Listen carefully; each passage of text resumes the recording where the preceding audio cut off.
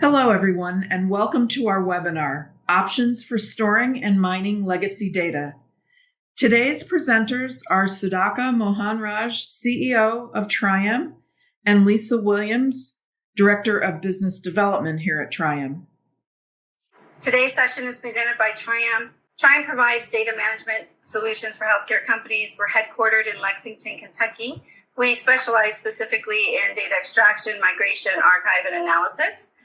We have years of experience providing data management products and services to large health systems as well as small facilities and critical access facilities and physicians nationwide. Like Roy had mentioned, Sudhaka and I will each be speaking today. We will share information with you about big data as well as options to consider when deciding what to do with legacy data. As well as considering business intelligence tools for data mining. We look forward to your feedback and, of course, happy to answer any questions you have along the way.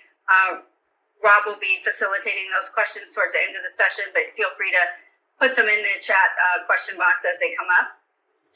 And the agenda for today, we'll be covering growth in digital data retention in healthcare, options for storing data, what to look for in an archive solution. We'll take a look at some case studies, and then again talking about mining legacy data, and then wrapping up with the Q&A session. So let's begin. Sudhaka? Thank you, Lisa. Good afternoon, everyone. I'm going to talk about growth in digital data. So I'm a person who firmly believes that understanding any problem in depth is the first step in solving the problem. So with that in mind, before going into options and solutions for data management, let us take a few minutes to understand where we are today and how we got here with data management. So in this section, first we will talk about the growth in digital data in the information technology industry as a whole. Then we will dive into healthcare IT specific data growth. Then we will look into how healthcare regulations compound problem of data growth. So I'm sure all of you know that digital data is growing rapidly. This slide shows how rapid this growth has been. So IDC research predicts that the collective sum of world's data will grow at a compounded annual growth rate of 61%. 10 years ago, the world had 2 zettabytes of data, but now this has grown to 74 zettabytes. 4 years from now, this would have become more than double at 175 zettabytes. So each time organizations like IDC or Cisco do a research and forecast, this number keeps increasing. So it is also said by 2025, 49% of the data will be stored in the public cloud environment. So cloud is going to become the repository of choice. So research study shows that 90% of the cumulative data in any year was created just in the previous 2 years. Sometimes all these research and statistics don't make sense for ordinary persons like me. So here is a different view of how to understand this research study. So if you picture all of the data at the end of the year, say 2018, as this rectangular block shown here, 90% of this data, which is shown in the purple color, was created in the last 2 years preceding that. That means 2017 and 18. So only 10% of the data was created before 2017. Now hold on to this thought and let's fast forward to 2020. Applying the same data growth principles, the entire block of data which was in 2018 is now only 10% of the data we have in 2020. This is the magnitude of data growth we are dealing with. Let's take a second to let this thought sink in. This is not really news to us. We can draw parallels to this from our personal life. I'm sure many of you bought a smartphone 2 years ago and thought 16 gigabytes of data was a huge upgrade and can store a lot of data. You thought you'll never fill up that space, right? Now, after several hundred pictures of cute kittens and golden doodles, it's time to upgrade your phone again, isn't it? So that's a good segue into this slide, where we're talking about structured versus unstructured data. So in the previous slide, when I showed you these graphs with nice rectangular boxes, you would tend to think that all data is well organized and structured and fit into nice rectangular boxes. That's wrong. Data can be of two types, structured and unstructured. As the word structured suggests, this is data which is highly organized and properly formatted. It is typically in relational format, that is rows and columns, sometimes in Excel files, CSV, XML, or HL7 file types. In contrast, unstructured data is data which is not organized in any predefined manner. It can be text, Word documents, PDFs, images, videos, audio files, etc. So all the data growth problem we saw in the previous slides, guess what kind of data it is predominantly?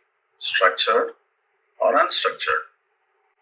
Well, that's a no-brainer. 80% of all the data will be unstructured data by 2025, as shown in this research finding. So the bottom line is we don't just have a big data problem, we have a big and messy problem because of the unstructured nature of this data. So let's quickly trace back the steps in healthcare-specific data growth.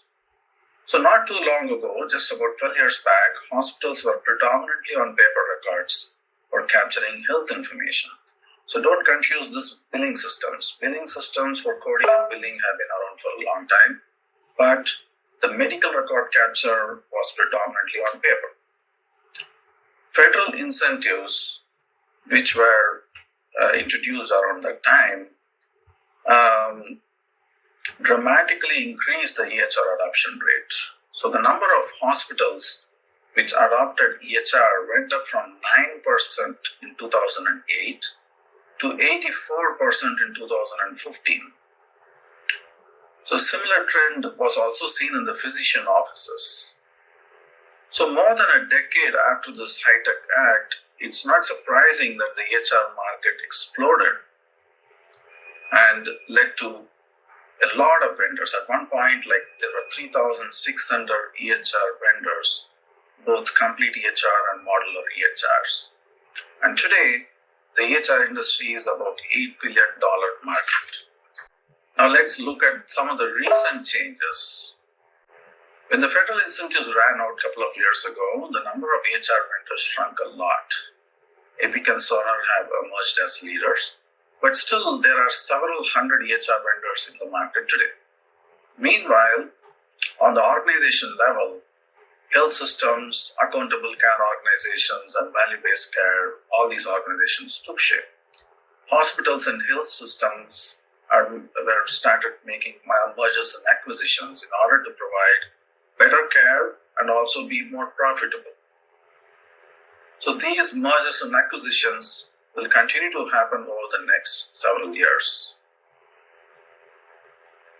So all these industry changes led to adding more data and especially more unstructured data.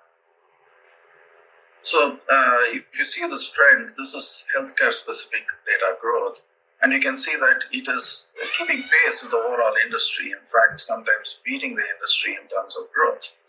According to Dell EMC, the healthcare industry data has had a growth of 878%. So what was 153 exabytes in 2013 is now 2,314 exabytes. So far we have seen that healthcare data growth is rapid and complex. Now let's see why healthcare regulations make this problem even more challenging. Data retention in healthcare is highly regulated. At the minimum, there are 3 agencies we should take note of: CMS, HIPAA, and state regulations. So all of them mandate data retention. Typically, any healthcare organization should consider these 3 laws to comply and should comply to all of them, meaning they need to pick the longest retention period stated by all these three laws for their specific geography. So in this slide, we try to show the varying nature of state laws for data retention. So it varies all the way from 6 years in some states to 30 years in some. Pretty colorful, isn't it? But you can't simply go by this state rule alone. There are some practical nuances in the implementation of this for your healthcare organization. For example, you should consider not only your state laws, but also your neighboring states, because for facilities like, say, UK and Lexington, have patients visiting from our neighboring states too. Another consideration is you should look at the age of the patient. For example, pediatric patients' data retention law is much longer than adult patients.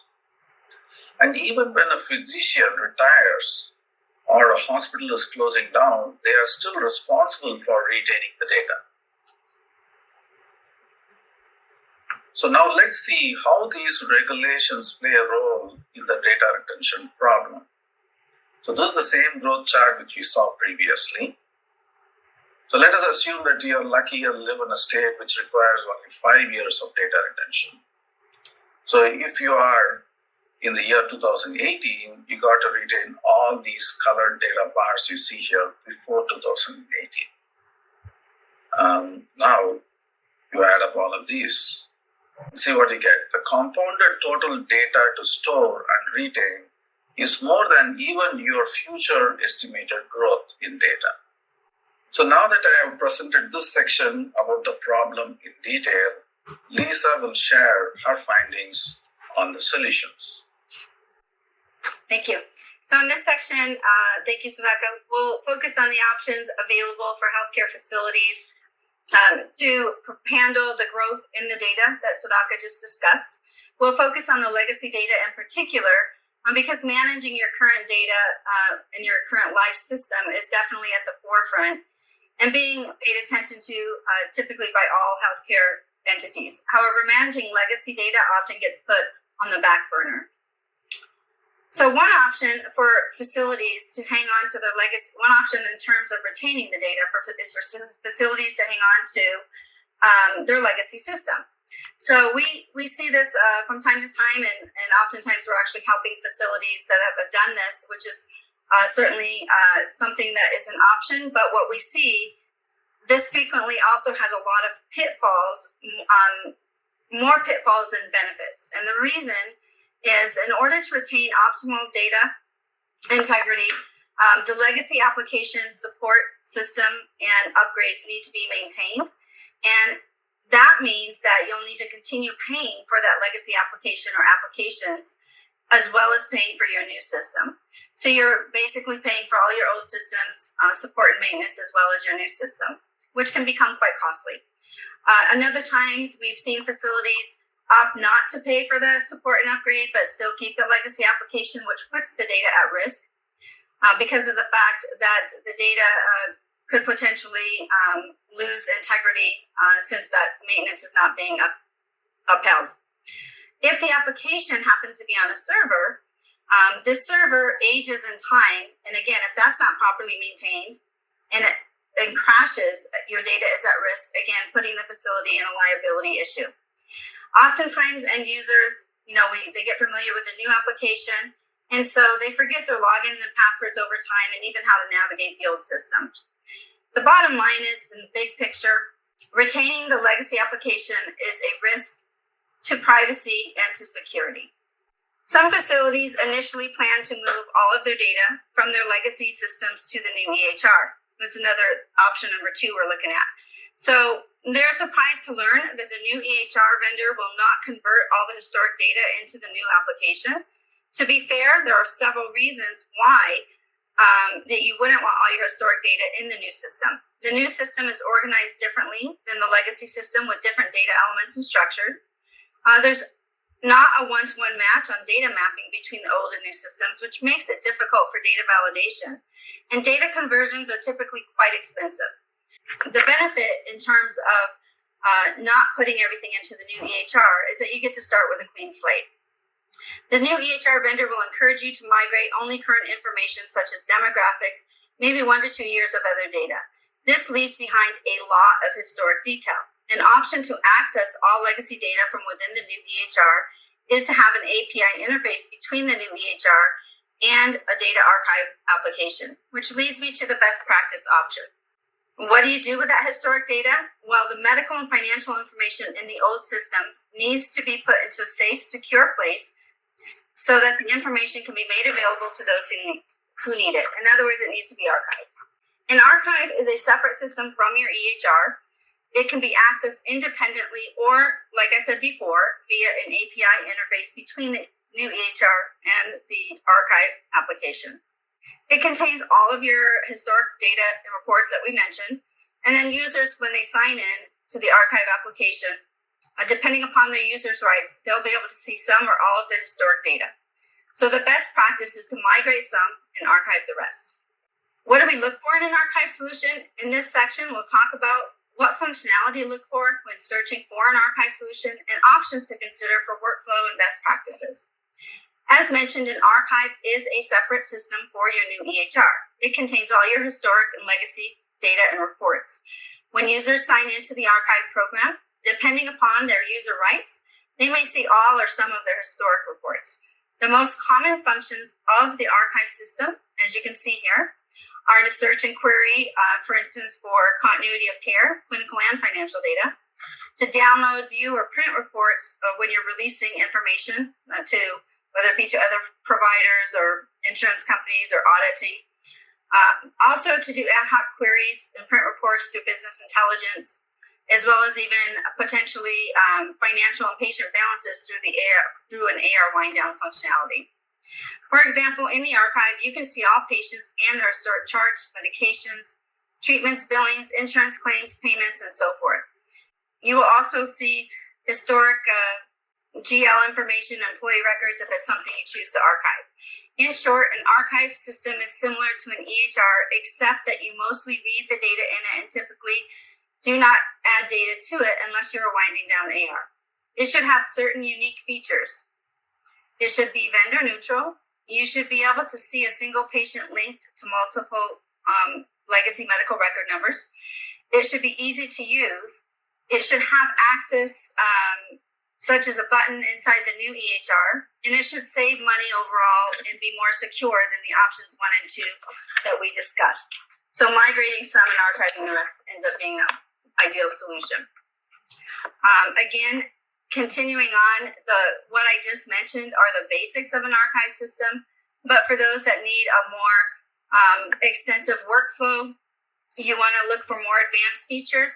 Just remember the archive data size is going to be much larger than your current EHR. So based on your workflow needs, consider to also look for an active versus passive archive. What is that? A passive archive stores legacy data to meet compliance and release of information, whereas an active archive allows active use of the system with easy workflows, reports, and so forth. Consider future expansion and exponential growth. When you're looking for an archive solution, are you considering expanding your business, or will there be acquisitions in the future? Those are things to take into consideration there. Financial, there are thousands of dollars in the old accounts receivable at risk when changing systems if that has not already been wound down. Consider your plan to work it down. Remember, the new EHR billing systems standardly does not bring over all of the detailed transaction information. They may possibly bring over balance forwards. So does it make sense to wind down the AR in the archive? That would be something to consider. Also, it's important to consider the fact that all the data we spoke about has hidden intelligence in it. Mining the data could be very beneficial for analytic and reporting purposes. Let's consider the challenges facilities based upon their size and take a look at some case studies to kind of bring this full circle. So whether your organization is a medical group, small or rural or acute care facility or large hospital, or even a healthcare system, the recommendations are the same in your considerations of storing legacy applications and finding a legacy vendor. Both have challenges that are equally difficult to solve. However, if we consider some of the differences, Larger facilities or healthcare systems, they usually have large staffing pools and dedicated IT staff with specialized skill sets. In spite of this, they're also spread thin because they're going across geographical areas, multiple locations, and have a ton of stuff on their plate that they're dealing with in addition to the archive situation. Larger organizations usually have multiple legacy applications to archive, and sometimes it's across many departments. So often there's a turnover in staff, and there's usually not one subject matter expert that knows it all. So therefore, the need in this particular situation in the solution is to find an enterprise level archive that should handle complex workflows, security needs, and have room for expansion to accommodate future growth of decommissioned systems or acquired applications. Smaller facilities usually have fewer systems to store, so the project is usually smaller. Just kind of like the data comparison. However, they also have a limited infrastructure with smaller staffing, and usually staff does wear multiple hats. I'm sure we've all been in that scenario before at some time in our life, and they're usually spread very thin. So the need or solution here is a smart solution, one that is faster to implement and easy to maintain. So let's take a look at these case studies I mentioned. So in this particular situation, this is a critical access hospital with a clinic and a ER as well in a rural community, had actually moved to an EHR a few years back. They had a inpatient legacy application as well as a ambulatory or clinic application as well as a billing system. There was no direct database access to the legacy applications, but the data still needed to be extracted and archived. And it was done so with approximately 24,000 patients, leading to about 3 million records and documents. Both structured and unstructured data were archived, including things such as demographics, allergies, medications, and so forth. Now, if we look at a larger system, this is a healthcare system, specifically in South Dakota, with over 300,000 patients, 7 million documents. They had multiple EHRs and continue to acquire additional applications. And they're continuing to decommission legacy applications as needed. They have hundreds of users across these locations, and they archived data for specific continuity care and release of information for compliance. Their return on investment was actually at 200% in 2 years. Again, like I mentioned, they continue to save thousands of dollars as they continue to decommission applications when they acquire clinics or facilities and bring them to a standard within their organization. After going live, like I mentioned, they have continued to follow a process that allows them to grow. Okay, Sadaka, let's go ahead and take a deeper dive look into the mining of the legacy data. Thank you, Lisa. So let us talk about mining legacy data. So what is data mining? Mining data is the process of taking large amounts of data and finding meaningful information in it. This involves analyzing data to find patterns and even anomalies. The key is to intelligently probe the data to find where their value resides. For this, we need to use tools such as business intelligence, analytics, and artificial intelligence. Why data mining at all? So why do we want to mine the data? We want to find information which will change our future course of action. Some people may still ask, why mine legacy data? So for one, we know that history repeats. Yeah, mostly it does. I could also argue that not mining data is same as just simply throwing away all that which we learned over the years, which is not a good idea. So let's look at some options for mining legacy data. It falls into two categories. First is business intelligence and analytics. Second is artificial intelligence powered optical character recognition. So in general, we use BI analytics to mine structured data, and for unstructured data, we use AI and OCR. So for BI, you can use tools such as Microsoft Power BI and Tableau, etc. These tools simply allow the users to slice and dice the data. Analysts can then develop custom reports and legacy data. So typically there are 3 levels of analysis done in BI. The first level is performance reporting, which is a basic level of reporting. One such example is what you see on the screen now, where you can see, for example, who are the top providers seeing most patients over the last 8 years, or what were the top 15 procedures done at that facility. So now moving to the second type of analysis, it is informed strategic planning. These are more sophisticated analytics which helps in planning and budgeting. For example, you can do analysis on bed occupancy rates, staffing needs, how did the health camps perform over the years, etc. And the third type of analysis is the predictive analysis. So these are advanced analysis which predict the future based on the past.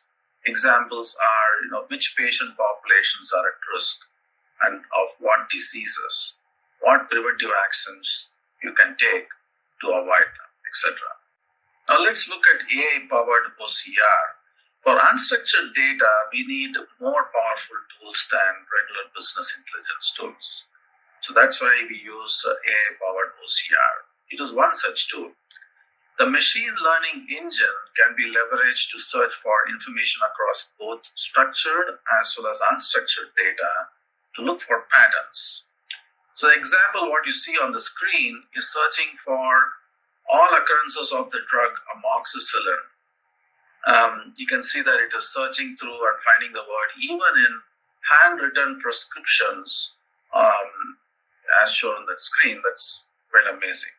So these tools provide endless possibilities like searching for population of patients with particular illness or symptoms or medications, etc. So what are the advantages of mining data? So it positively impacts patient care, improves population health outcomes, discovers trends and patterns, improves personnel efficiency. It also can be used for detecting fraud and abuse. Last but not the least, it saves you money. So with this, we come towards the end of this section, but before we get into question and answer, here is a summary of what we saw today so far. Number 1, healthcare data is growing exponentially. Data retention of 5 to 10 years of legacy data is mandated, and it also compounds the data growth problem. Active archival is the option recommended by industry experts for data retention. Cloud-based archive is affordable even for small facilities, and for large facilities, it is highly scalable. Legacy data has intelligence, and mining it will help future business decisions. Now we are good, we can move on to question and answers. Thank you for participating in today's webinar. For more information, check out our website at www.triyam.com or give us a call. Have a wonderful day. We look forward to hearing from you soon.